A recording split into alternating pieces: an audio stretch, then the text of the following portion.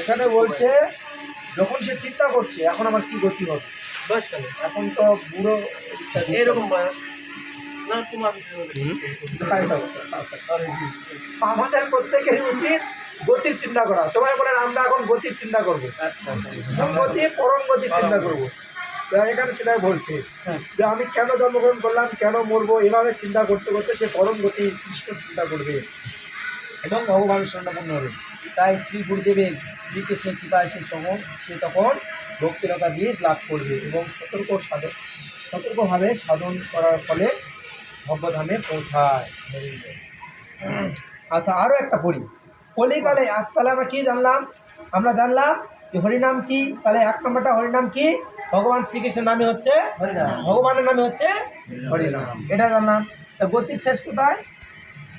গোলক বৃন্দাবন, এটা হচ্ছে গতির শেষ। আর গতিটা কি? ভগবানের কথা চিন্তা করা হচ্ছে গতি। আর জীব কখন গতির চিন্তা করে?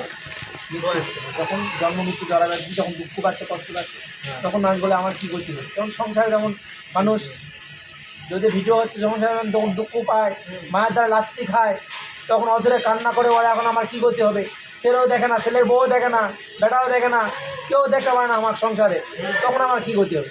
তখন যা সে হামাও করে ভগবানের কাছে পড়ে কান্নাকাটি করে, তো এখন আমার গতি কী হবে।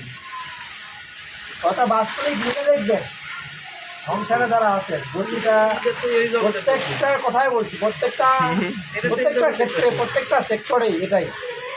যখন সে মায়ার দ্বারা এরকম হচ্ছে তখন সে চিন্তা করে এখন আমার কী গতি হবে। তখন ভগবানের কাছে করে আমার আর তুমি ছাড়া আর কোনো গতি নাই, কৃষ্ণ তুমি ছাড়া আর অন্য কোনো গতি নাই।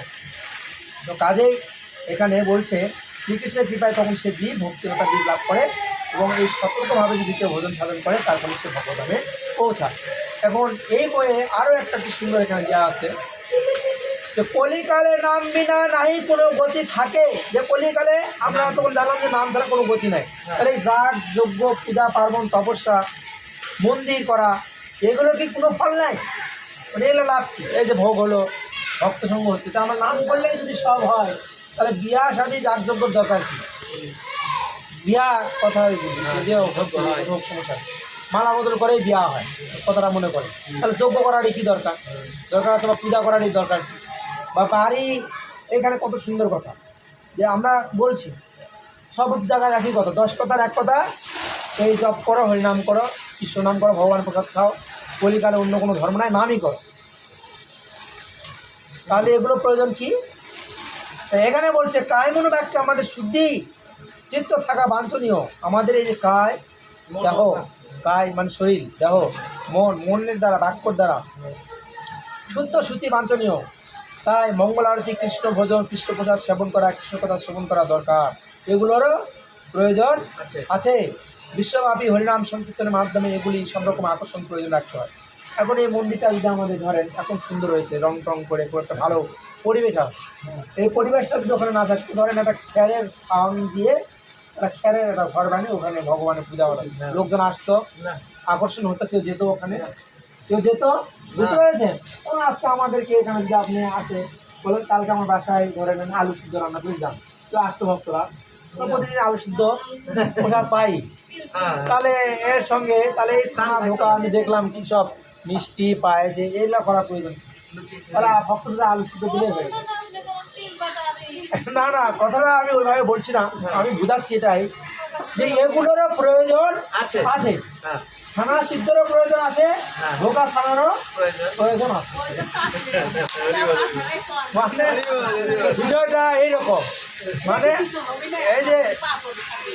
এই বিষয়টা এটাই যে এই যে প্রভুপাদ বাড়ি তৈরি করে, প্রভুপাদ মায়াপুরে গগনচণ্ডী মন্দির, মায়াপুরে যদি আমি জানি বিশাল মন্দির যা ভগবান বাঘে রাখে যাওয়া হবে, এই যে গগনচণ্ডী মন্দির, লক্ষ লক্ষ মানুষ সেখানে আকৃষ্ট হচ্ছে, কিন্তু সেখানে যদি একটা ত্রুটি থাকতো সেখানে ভক্তরা আসতো না। তাই দ্রুতগতিতে লক্ষ কোটি বিভ্রান্ত মানুষকে কলিযুগে একমাত্র পথে অনুপ্রাণিত করে তুলতে এই সমস্ত গগনচণ্ডী মন্দিরের প্রয়োজন আছে।